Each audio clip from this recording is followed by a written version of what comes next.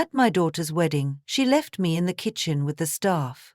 I heard her whisper, "Better keep her away, so she doesn't ruin the photos." I walked out and left a receipt on the table. I paid for the entire wedding. I'm glad to have you here. Follow my story until the end and comment the city you're watching from, so I can see how far my story has reached. I never thought my daughter's wedding would be the day I finally understood my place in her life. Standing in the corner of the grand kitchen at the Bellamy Hotel, I smoothed down the silk dress I'd spent weeks choosing. Navy blue with small pearls along the neckline. Nothing too flashy. I didn't want to draw attention away from Claire. I never did. "Mrs. Thompson, would you like some water?" One of the kitchen staff approached me, his eyes filled with an emotion I didn't want to recognize.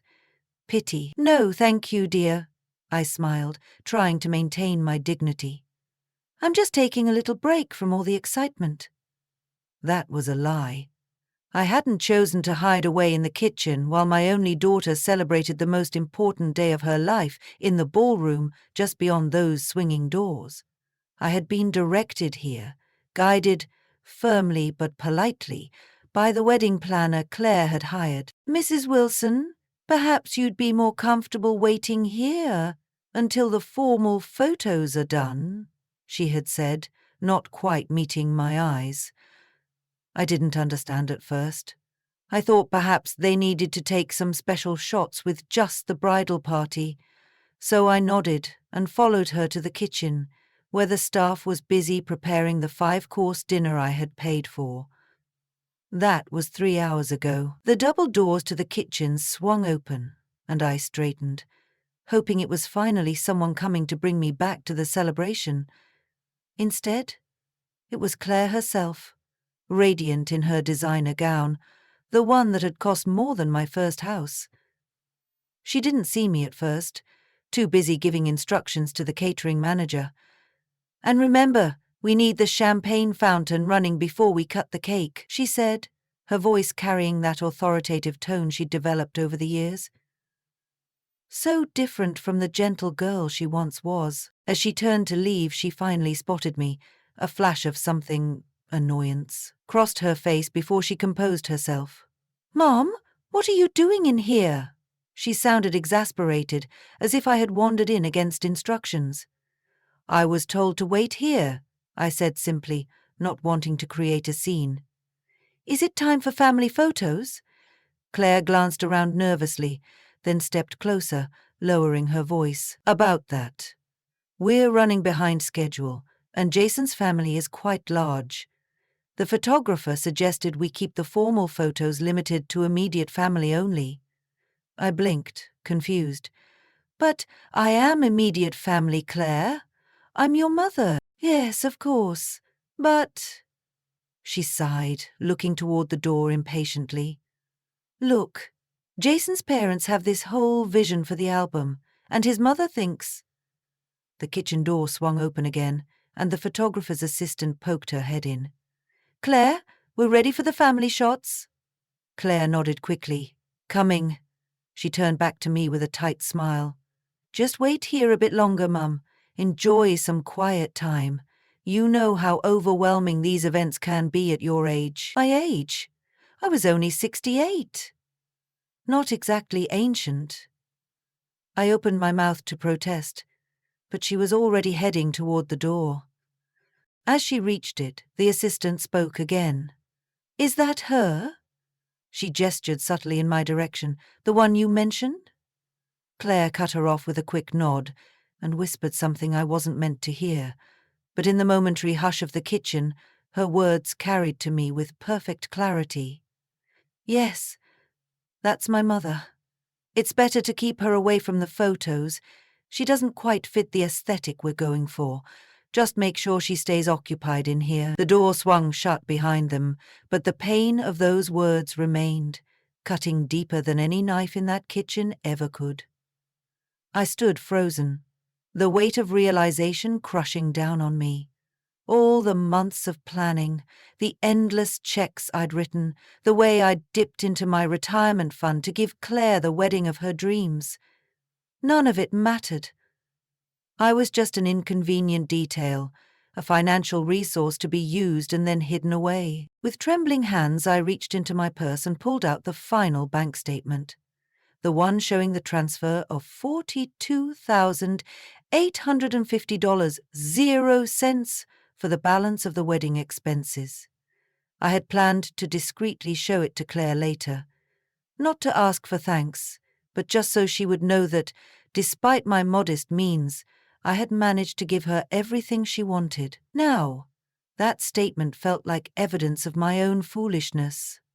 I walked slowly through the kitchen, past the pitying glances of the staff, who had undoubtedly overheard everything.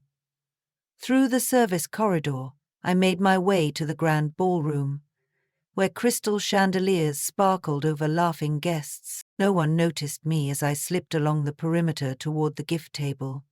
I placed the bank statement in an envelope, wrote Claire on it, and set it prominently atop the pile of elegantly wrapped presents. Then, with one last look at my beautiful daughter, now posing with her new husband and his parents, all of them smiling for the camera, I turned and walked out of the hotel into the cool evening air, with no one watching. I finally let the tears fall. The house was silent when I returned. No congratulatory flowers, no leftover cake, no evidence that my only child had just gotten married. Just emptiness, and the ticking of the grandfather clock that had belonged to Claire's father. I slipped off my shoes, the sensible but elegant navy pumps I'd bought to match my dress, and sat in the darkness of my living room. The dress I'd been so proud of now felt like a costume, something I'd worn in a play where I'd foolishly misunderstood my role. For 3 weeks after the wedding, I heard nothing from Claire. No thank you call, no acknowledgement of the money, not even a text to let me know they'd returned from their honeymoon in Bali, also paid for with my savings. The silence hurt more than her words at the wedding. Each morning, I woke expecting to hear from her, to receive some explanation, perhaps even an apology. Each night, I went to bed with that hope unfulfilled. She's busy settling into married life, I told myself the first week. The honeymoon was probably extended, I reasoned during the second. By the third week, I had run out of excuses.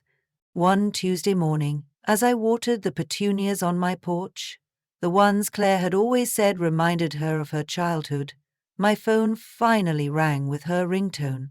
My heart leapt, and I nearly knocked over the watering can in my haste to answer. Claire! I couldn't keep the relief from my voice. How are you, sweetheart? How was the honeymoon? It was fine, she replied, her tone clipped and formal. No details offered, no enthusiasm shared. Mom, we need to talk about what you did at the wedding. The watering can slipped from my fingers, splashing water across my slippers. What? I did. A bank statement, Mum. You left it on the gift table for everyone to see. Her voice rose with indignation. Jason's parents saw it. Do you have any idea how embarrassing that was? They think I made you pay for everything. But you did, I said quietly, the words escaping before I could stop them. That's not the point, Claire snapped. It was supposed to be private. You humiliated me on my wedding day. I sank onto the porch swing, suddenly exhausted. I didn't mean to embarrass you, Claire. I thought you should have it for your records. You could have mailed it or given it to me privately. But no, you had to make a statement. Just like when I was in high school and you showed up to parents' night in that awful homemade dress because you were too proud to borrow money for a proper one. The memory stung. I had stayed up 3 nights in a row to make that dress, wanting to look nice for her school function after her father died and our finances collapsed. She'd been so ashamed of me that night, walking several steps ahead, pretending we weren't together, just like at her wedding.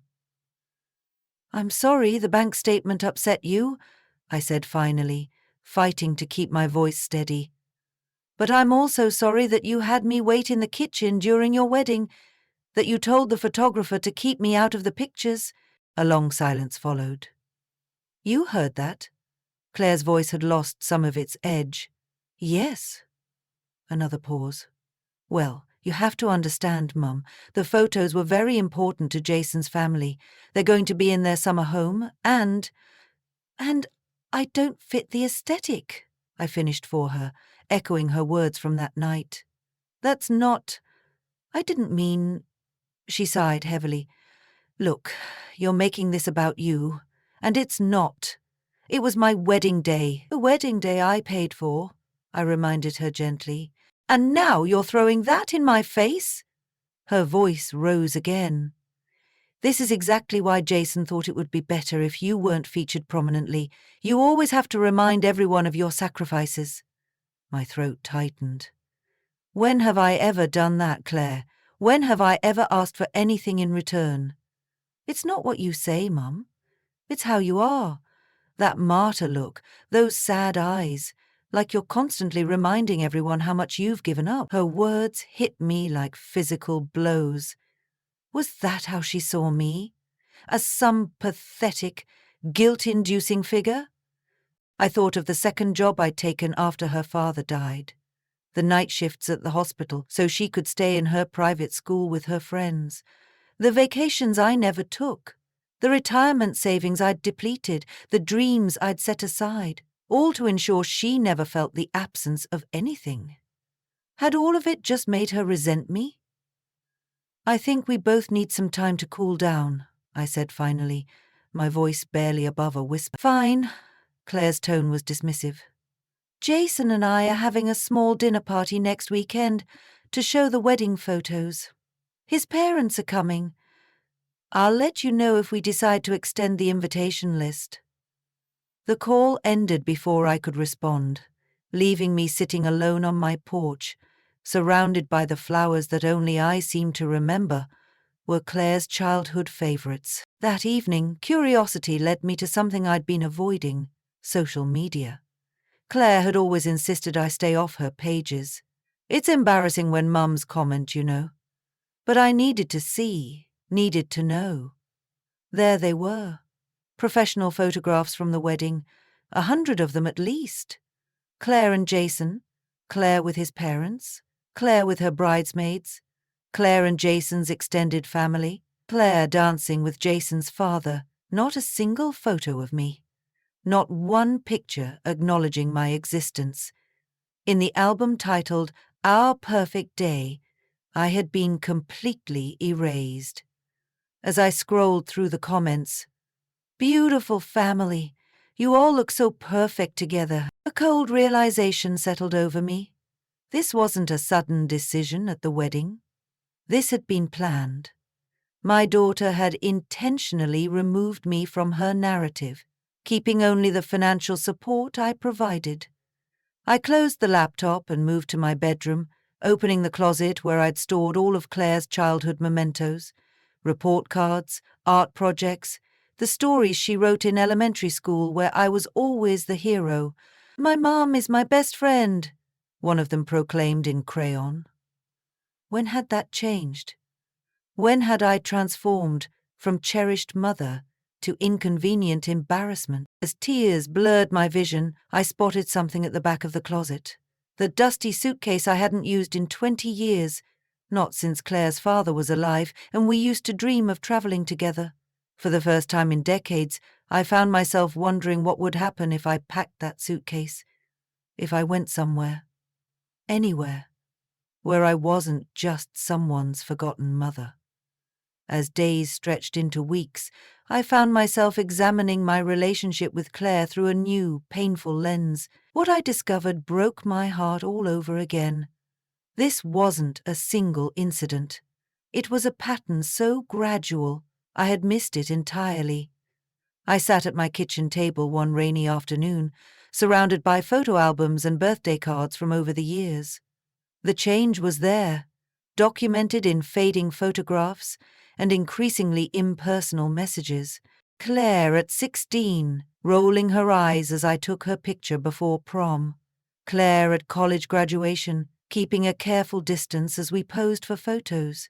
The birthday cards that evolved from childish "I love you, mummy" to generic, pre-printed messages with just her signature. The wedding was simply the culmination of years of slow rejection. I traced my finger over a photo from Claire's 25th birthday, the dinner I'd saved for months to host at that upscale restaurant she loved. In the picture, she was seated between her friends, while I was relegated to the edge, partially cropped out. Even then, she had been placing me at the margins of her life. The doorbell rang, startling me from my reverie.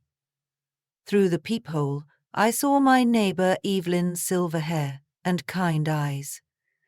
We had exchanged pleasantries over the years, but never really connected beyond fence-line conversations about gardening. "I brought cinnamon rolls," she announced when I opened the door, "still warm from the oven." I hesitated, embarrassed by my tear-stained face and rumpled appearance, but the gentle concern in her eyes broke through my resistance.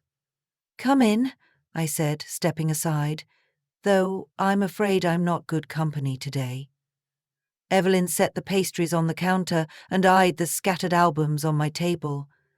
"Family memories? More like family illusions," I replied, the bitterness in my voice surprising even me. She nodded, not pushing, just waiting. Something about her patient silence made the words tumble out. Claire's wedding, the kitchen exile, the cruel comments, the years of diminishing connection. "I gave her everything," I finished, my voice cracking. "And somehow it was never enough. Or maybe it was too much." Evelyn poured us both tea from the kettle that had been sitting on my stove. "My Harold used to say that love shouldn't make you smaller," she said, sliding a mug toward me. "It should give you room to grow." I think I made myself smaller to give Claire more room, I admitted. But instead of appreciating the space, she just filled it all until there was no place left for me. And now I gazed at the scattered evidence of my life, a life centered around a daughter who had methodically pushed me to its edges. "Now I don't know who I am without her," I whispered. "Maybe it's time to find out," Evelyn suggested, her voice gentle but firm. That evening, after Evelyn left, my phone rang. Claire's name flashed on the screen. I almost didn't answer, fearing another tirade about the bank statement, but some maternal instinct, or perhaps just old habit, made me pick up. "Mum?" Claire's voice had that particular tone, the one she used when she wanted something. "I've been thinking about what you said." Hope fluttered weakly in my chest. "Yes, about the money for the wedding. I know you worked hard for it, and I appreciate it." "Really?" For a moment, I allowed myself to believe she'd had a genuine change of heart. Then she continued, "So, I was thinking, since you're so good at managing money, maybe you could help us with a down payment on the house we're looking at. Jason's parents are contributing, but we're still about 40,000 short." The request hit me like a physical blow. After everything, the wedding, the exclusion, the angry phone call, she was asking for more money. "Claire," I began slowly, "I don't have $40,000, 0 cents. The wedding and honeymoon took most of my savings. But what about your retirement fund? Or you could take out a home equity loan. The interest rates are really good right now." I closed my eyes, the painful reality of our relationship finally crystallizing completely. This wasn't love. This was transaction. "Why don't you come over for dinner this weekend?" I suggested instead of answering directly. "We could talk about your housing options face to face." Claire hesitated. "This weekend is tough. We're having people over, the dinner party with the wedding photos." I remembered. "The one you weren't sure I'd be invited to." An uncomfortable silence followed. "Mom, don't be like that. It's just, Jason's parents are very particular And they've been so generous. We need to make a good impression, more particular than the mother who raised you alone for 20 years. Who put you through college, who just paid for your entire wedding. That's different, Claire insisted, her voice hardening. You're my mother. You're supposed to do those things. The words hung between us, revealing everything. To Claire, my sacrifices weren't gifts of love. They were obligations, to be expected, demanded, then brushed aside once fulfilled. I have to go, I said quietly. We'll talk another time. But Mom, about the house. I ended the call, my hands trembling. Across the room, my gaze fell on that dusty suitcase again. Next to it sat boxes of Claire's childhood things I'd carefully preserved, while my own dreams and mementos had been packed away and forgotten. A strange calm settled over me.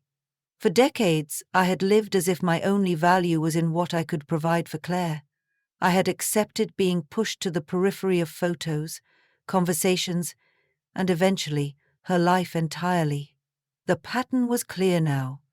Claire would keep taking until there was nothing left of me. Not my savings, not my home, not my sense of self-worth.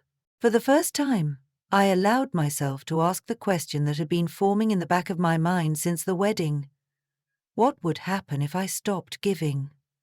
What would remain of our relationship if I no longer offered financial support? Most frightening of all, who would I be if I were no longer defined solely as Claire's ever-giving mother? I stood up and walked to the suitcase, running my fingers over its worn surface. It had been my husband's once. One day, he had promised, we'll show Claire the world. He never got the chance, but perhaps there was still time for me to see a little of it. The real estate agent seemed surprised when I called her. You want to sell? But Mrs. Wilson, you've lived in this house for over 30 years. Exactly, I replied, looking around at the walls that held decades of memories. It's time for a change. In the 2 weeks since my last conversation with Claire, I had made more decisions than in the previous 5 years combined. The first was to finally accept Evelyn's standing invitation to join her book club. The second was to contact a financial advisor to assess my situation after the wedding expenses. The third and most significant was listing my house for sale. I'll need something smaller, I told the agent. A place that's just right for me. Just for me. The words felt foreign on my tongue, almost inappropriate, as if I were being selfish for considering my own needs. The process moved quickly.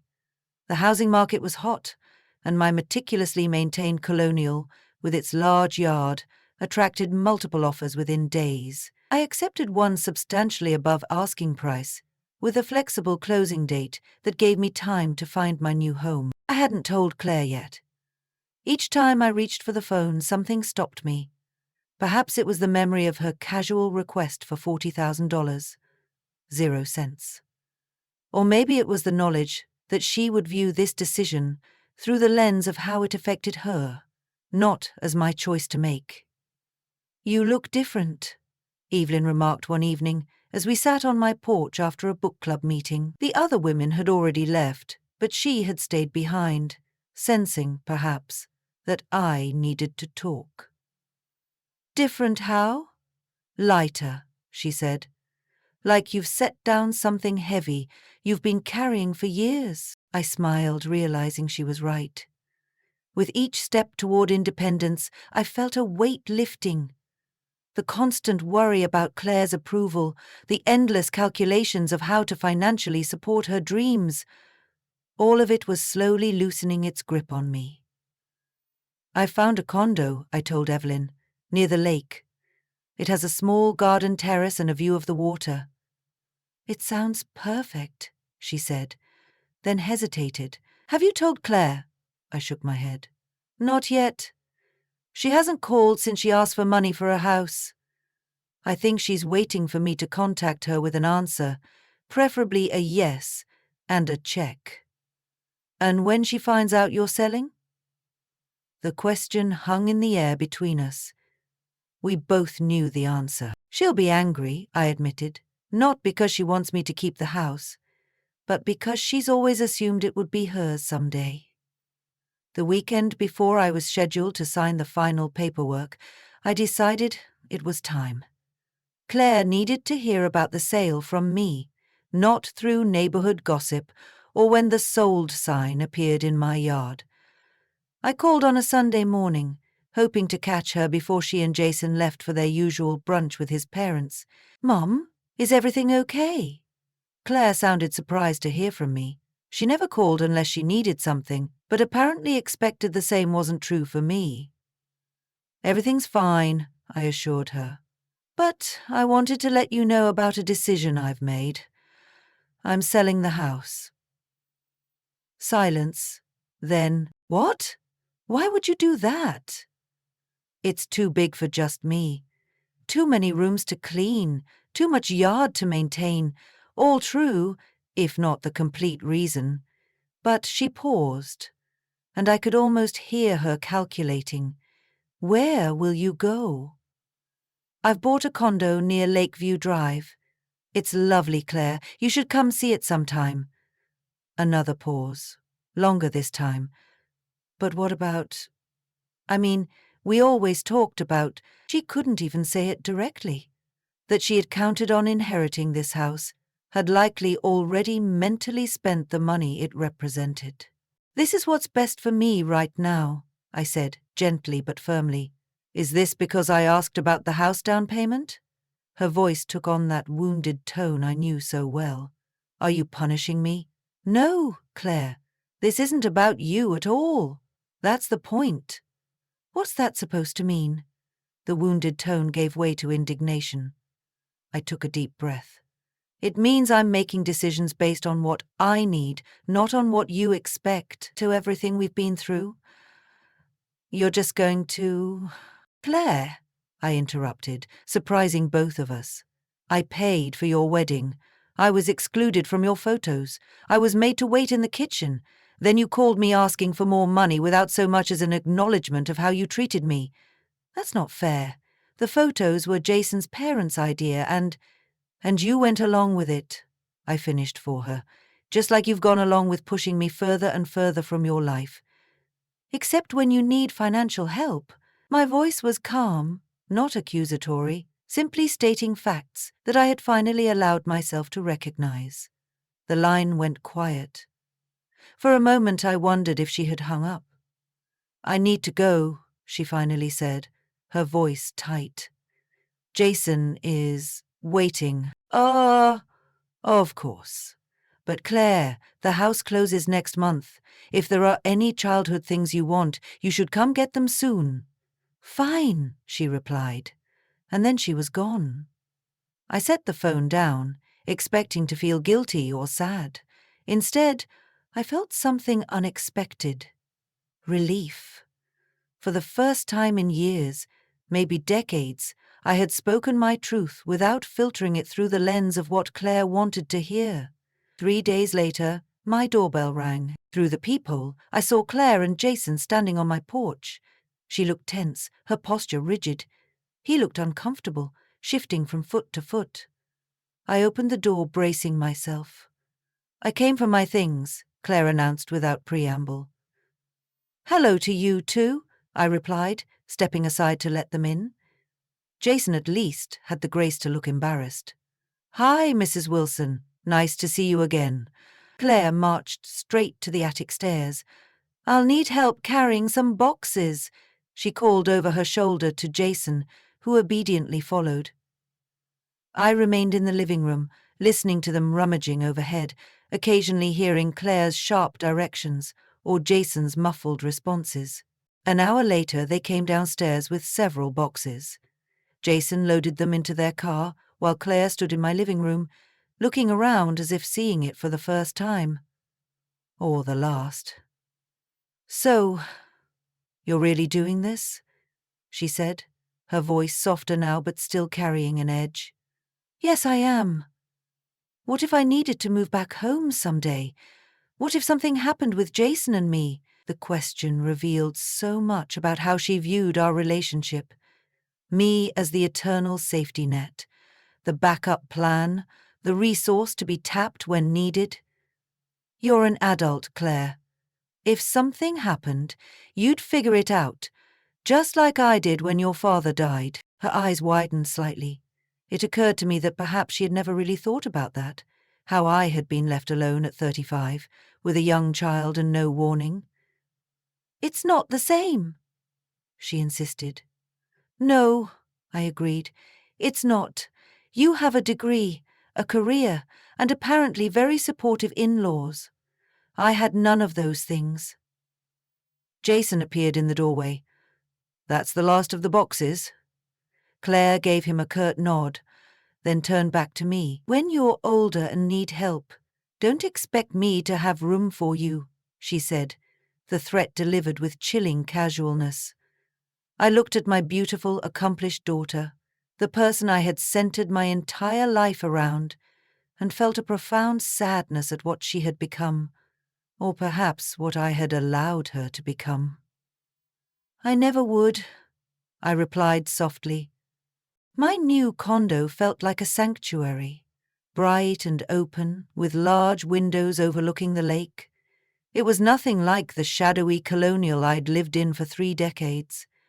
I had downsized considerably, keeping only what brought me joy: my husband's old record player, my favorite books, the quilt my grandmother had made. The rest I had donated or sold. Each item released felt like another step toward freedom. 1 month into my new life, the doorbell rang. I wasn't expecting anyone. Evelyn usually called before visiting, and I hadn't made many other friends yet in the building.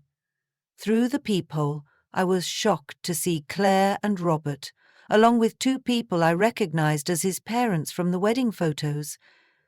I opened the door, cautiously. Claire, this is a surprise. May we come in? She asked, her voice unnaturally formal. I stepped aside, noting the tense expressions on all 4 faces.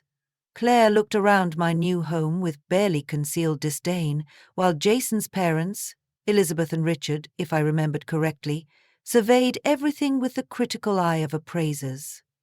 It's cozy, Claire said, the word clearly a substitute for small. Thank you, I like it. I gestured toward the sofa and chairs. Please, sit down. Can I offer anyone tea? No need, Richard said briskly. This isn't exactly a social call. I raised an eyebrow but took a seat across from them. Then what brings you all here? Claire and Jason exchanged glances before she spoke. Mom, we've been talking, and we're concerned about your recent decisions.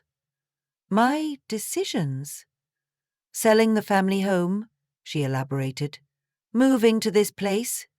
It seems impulsive. It wasn't impulsive at all, I replied calmly. I thought about it for quite some time. Elizabeth leaned forward, her perfectly manicured hands clasped in her lap. Mrs. Wilson, what Claire is trying to say is that we're worried about your financial future. Liquidating your largest asset at your age is concerning. My age again? As if 68 meant I was incapable of managing my own affairs. I appreciate your concern, I said, though I didn't. But my finances are in order, are they? Richard's tone was skeptical, because from what Claire tells us, you spent a considerable sum on the wedding and then immediately sold your home. That suggests financial distress. I looked at Claire, who had the grace to blush slightly but didn't contradict her father-in-law. I'm not in financial distress, I stated firmly. I chose to sell my house because it was too large for one person and required maintenance I no longer wanted to manage. Well, that's exactly our point, Jason finally spoke up. You're not getting any younger, Margaret. Eventually you'll need assistance. And we've come up with a solution, Claire added quickly. I waited, already suspecting what was coming. We think you should sign over your remaining assets to us, Claire said, her voice taking on that reasonable tone she used when she wanted something significant. In return, we'll guarantee your care for the rest of your life. I stared at her, momentarily speechless. It makes perfect sense, Elizabeth chimed in. You wouldn't have to worry about money or healthcare decisions. Claire and Jason would handle everything. And you could move into their guest house once they purchase a suitable property, Richard added, as if offering me a great privilege. The four of them looked at me expectantly, as if waiting for my grateful acceptance of their generous offer to take control of everything I owned. Let me be clear, I said slowly, making sure I understood. You want me to sign over all my assets, my savings, investments, this condo, to Claire and Jason, and in exchange, I get to live in their yet-to-be-purchased guest house and be cared for? Exactly, Claire smiled, relieved that I seemed to understand. It's the perfect solution. And whose idea was this? A moment of awkward silence followed. We all discussed it, Jason hedged. But who suggested it first? I pressed. More uncomfortable glances exchanged. I did, Claire finally admitted. But Mum, it's for your own good. You're not thinking clearly lately. I had to laugh at the absurdity of it all. Not thinking clearly because I made decisions you don't like. Because you're making rash financial moves, Richard interjected. The house sale, this condo purchase. Ah, I nodded, understanding dawning. And you're concerned that if I keep making these rash decisions, there won't be anything left for Claire to inherit. The stunned silence confirmed my suspicion. That's not fair, Claire protested, but her voice lacked conviction. Isn't it? I looked directly at her. You were counting on my house. When I sold it, you were angry, not because you were worried about me, but because that asset was no longer available to you, and now you're here to secure whatever's left. Mrs. Wilson, Elizabeth began, her tone condescending. Families look out for each other. We're simply trying to ensure everyone's interests are protected. Everyone's interests, I repeated, or just Claire and Jason's? They're the same thing, Richard insisted. What benefits them benefits you. I stood up, suddenly weary of the conversation. No, they're not the same, and I think it's time for you all to leave. Claire's face flushed with anger. So that's it? You won't even consider what's best for this family? This isn't about what's best for the family, I said quietly. This is about what's best for me. For the first time in decades, I'm making decisions based on my own needs, not yours. And that terrifies you. Mom! I've spent my entire life putting you first, Claire. I worked 2 jobs to keep you in private school. I postponed retirement to pay for your college. I emptied my savings for your wedding, a wedding where I was hidden in the kitchen because I didn't fit the aesthetic. The words poured out, calm but firm. Not an accusation, but a reclaiming of my own narrative. And now, when I finally start living for myself, you show up with your in-laws to convince me I'm incompetent so you can take control of my assets. I shook my head. No, not anymore. You're being unreasonable, Claire snapped, her mask of concern falling away to reveal the entitlement beneath. Am I? Or am I finally being reasonable for the first time? Richard stood, his expression cold. I can see this was a mistake. Come, Elizabeth. As they moved toward the door, Jason paused, looking uncomfortable. Margaret, think about our offer, please, for Claire's sake. I met his gaze steadily. That's all I've ever done. Think about what Claire wants. But not this time. After they left, I stood by the window, watching as they got into their expensive car and drove away. I expected to feel guilty or sad, but instead, I felt an overwhelming sense of lightness, as if the last chain holding me to my old life had finally broken. On my coffee table sat a brochure I'd been too nervous to open before, European River Cruises for Solo Travelers. I picked it up, my decision already made. 1 year later, I celebrated my 69th birthday on the balcony of my condo, surrounded by friends, real friends, who valued me for who I was, not what I could provide.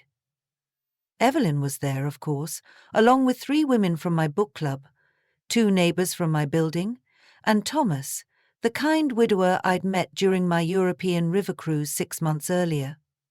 "Make a wish, Margaret," Evelyn urged as I prepared to blow out the candles on my cake. A delicious lemon confection from the local bakery, not the expensive designer cake Claire would have insisted upon. I closed my eyes briefly.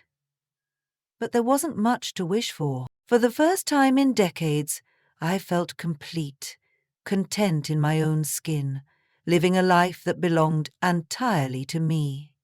As everyone clapped, Thomas caught my eye from across the table and smiled warmly. We weren't rushing into anything. We both carried too many years of experience to hurry love, but his steady presence in my life had been an unexpected gift. A companion who saw me clearly and appreciated what he saw. So what gift? He lifted his glass, and like me, "Beach!" called Martha from book club, raising her glass. I laughed, shaking my head. "No speeches, just thank you all for being here. A year ago, I couldn't have imagined this. It was true. A year ago, I had been defined solely by my role as Claire's mother, a role that had diminished me even as it consumed me. Now, I was Margaret Wilson, avid reader, enthusiastic traveler, part-time volunteer at the local literacy center, and a woman who was finally living her own story. The afternoon passed in pleasant conversation and laughter. As my guests began to leave, each with warm hugs and promises to meet again soon, Thomas stayed behind to help clean up. "You seem happy," he observed as we washed dishes side by side. "I am," I admitted, "happier than I've been in years." "Any word from Claire?" The question didn't sting the way it once might have.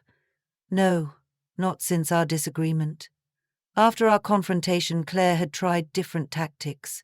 First anger, then guilt, finally a tearful plea about family obligation. When none of these worked, she had simply stopped calling. The last I'd heard, through mutual acquaintances, she and Jason had purchased a house in an exclusive neighborhood with financial help from his parents. "I'm sorry," Thomas said, genuinely sympathetic despite never having met my daughter. "Thank you, but honestly, it's better this way." Our relationship had become, I searched for the right word, toxic, he supplied. I nodded, yes, and one-sided. I kept pouring in, but nothing came back. Thomas dried the last plate and set it carefully in the cabinet. Some relationships are like that, like trying to fill a bucket with a hole in the bottom. We moved to the balcony, watching the sunset paint the lake in shades of gold and pink. In comfortable silence, I reflected on the changes the past year had brought. The trip to Europe I'd always dreamed of, the watercolor classes I'd finally found time for, the small but meaningful contributions I now made at the literacy center, helping adults learn to read. My life had expanded in ways I couldn't have imagined when I was focused solely on Claire's needs and wants. The doorbell interrupted my thoughts. Thomas raised an eyebrow. "Expecting someone else?" "No," I replied, puzzled. "Probably a neighbor." When I opened the door, I found myself face to face with Claire. She looked thinner than I remembered, her usually perfect appearance slightly disheveled, as if she'd made a hasty decision to come. "Mum," she said simply.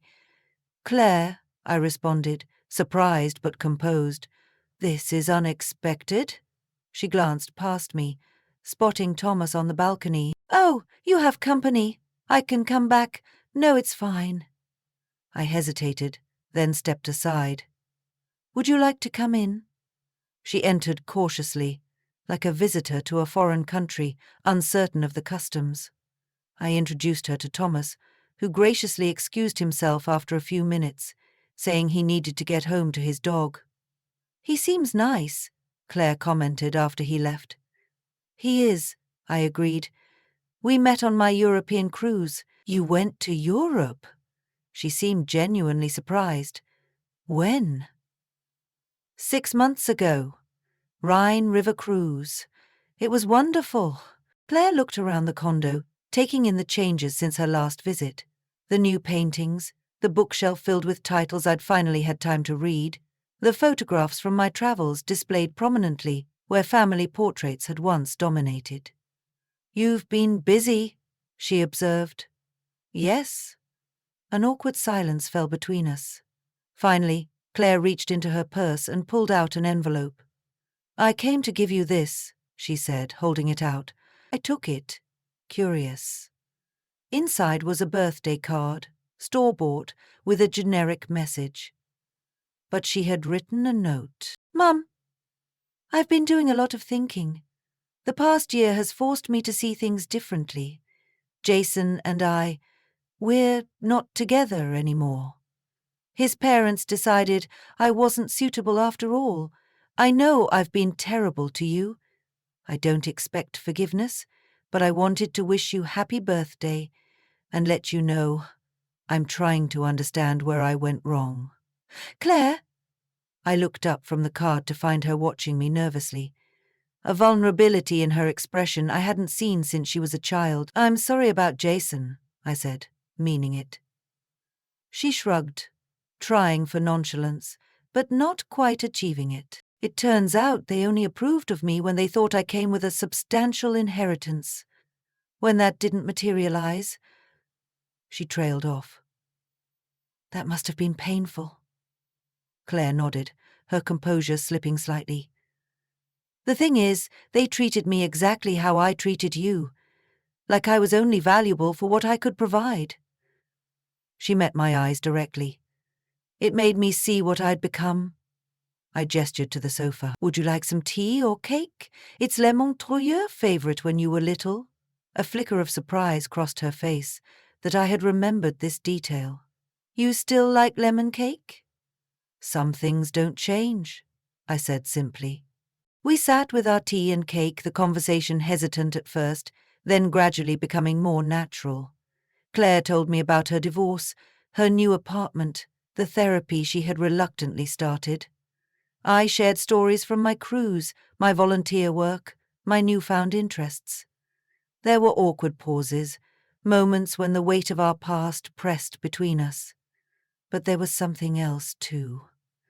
A tentative honesty that had been missing for years. I don't expect things to go back to how they were, Claire said as she prepared to leave. I know I've done too much damage for that. Things couldn't go back anyway, I replied.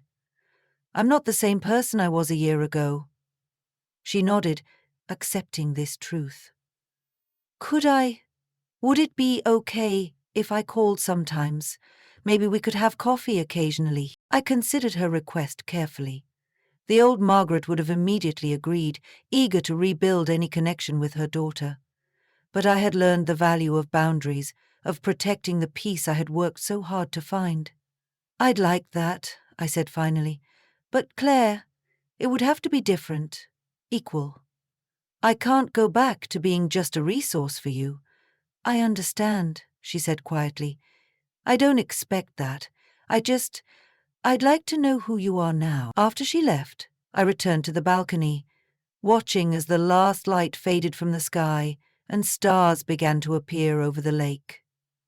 I didn't know if Claire's change was temporary or lasting, born from genuine insight or simply the shock of experiencing herself what she had inflicted on me. But I did know that whatever happened between us moving forward, I would face it as the woman I had become. A woman who valued herself enough to set boundaries, who recognized her own worth beyond what she could give to others. My phone buzzed with a text from Thomas. Hope everything went okay. Still on for the gallery opening tomorrow? I smiled and typed back. Yes, looking forward to it. In the reflection of the balcony door, I caught a glimpse of myself. Straight-backed, serene, eyes bright with the light of self-discovery. Not just Claire's mother. Not just a wallet or a safety net. Margaret Wilson, complete in herself. The invisible woman from the wedding kitchen was gone. In her place stood someone new. Someone who had finally claimed her seat at life's table. Now, I'm curious about you, who listened to my story. What would you do if you were in my place? Have you ever been through something similar? Comment below. And meanwhile, I'm leaving on the final screen one story that will definitely surprise you. Thank you for watching until the end.